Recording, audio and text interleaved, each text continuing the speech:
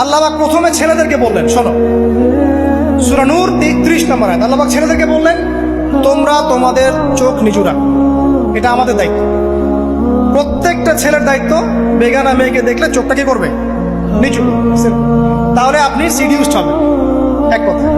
2 number, আল্লাহ পাক আমাদেরকে বললেন, তোমরা তোমাদের লজ্জাস্থানকে হেফাজত করো। কাদেরকে? আমাদেরকে, মানে ছেলেদেরকে। প্রথমে আল্লাহ পাক ছেলেদেরকে বললেন, চোখ নিচু করে রাখো, লজ্জাস্থানে হেফাজত করো। ঠিক আছে? সূরা বানী ইসরাঈল আল্লাহ পাক বললেন, জিনার ধারের কাছেও যেও না, ধারের কাছেও যেও। আল্লাহ পাক আরো বললেন, যদি কেউ জিনা করে ফেলে, সূরা নূরে, তাহলে তাকে 100টা বেত্রাঘাত করতে হবে। কয়টা? 100টা, এবং 1 বছরের জন্য তাকে বহিষ্কার করতে হবে।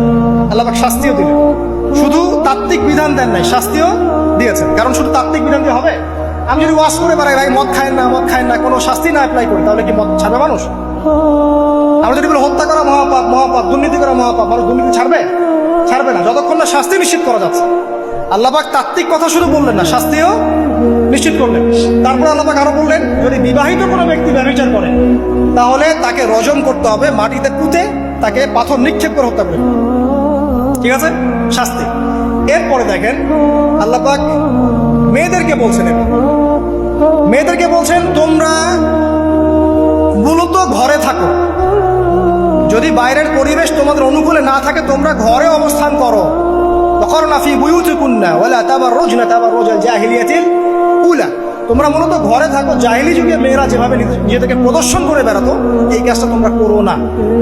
যদি করো তাহলে সমাজে বেহায়াপনা, ফায়সা বেড়ে যাবে, তোমরা নিজেরাই ক্ষতিগ্রস্ত হবে, যেটা ওরা হচ্ছে এখন।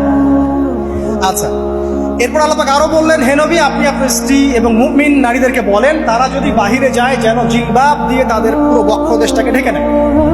তাহলে পোশাকের সংস্কৃতির শেকড় কোত্থেকে শিখবো? আমি কোত্থেকে শিখবো? আল্লাহ পাক কর্তৃক নাজিলকৃত সর্বশেষ ঐশী গ্রন্থ থেকে শিখবো নাকি? যে বইয়ের মধ্যে কোনো ভুল নাই সেটাই তো আমার শেখার মাধ্যম হবে নাকি? নাকি যে দর্শনে 1000টা ভুল সেটা শিখবো আমি? আল্লাহ পাক এখানে বলছেন, মুমিন নারীদেরকে বলো, বাইরে গেলে পরে তারা যেন জিলবাব দিয়ে, কাপড় দিয়ে সুন্দর করে বক্ষদেশ এগুলো ঢেকে রাখে। বোরখার কথা এখানে নাই শব্দে। ঠিক আছে? ঢেকে রাখা ঢিলে ঢালা পোশাকের কথা এসেছে। আচ্ছা, আসেন, আল্লাহ পাক আরো বললেন যে তোমরা অমুক অমুক অমুক অমুক, যেমন আপনার বাবা, আপনার ভাই, আপনার এই যে সন্তান, এই যে মাহারাম যারা আছে, এদের সামনে ছাড়া অন্যদের সামনে যখনই যাবে, তোমরা কিন্তু হিজাব অবলম্বন। আল্লাহ পাক হিজাবের বিধান দিলেন, চক্ষু নিচু করতে বললেন, লজ্জাস্থানের হেফাজত করতে বললেন, এবং যদি এর পরেও কেউ ভুল করে ফেলে, তাহলে আল্লাহ পাক শাস্তির কথা বললেন। আল্লাহ পাকের সিস্টেমটা সুন্দর হলো না? এই সিস্টেমটা নবী সাল্লাল্লাহু আলাইহি ওয়াসাল্লাম অ্যাপ্লাই করলেন, সমাজ থেকে সমস্ত জেনা ব্যভিচারের ভিত্তি উঠে চলে গেল। সুবহানাল্লাহ বলবেন না?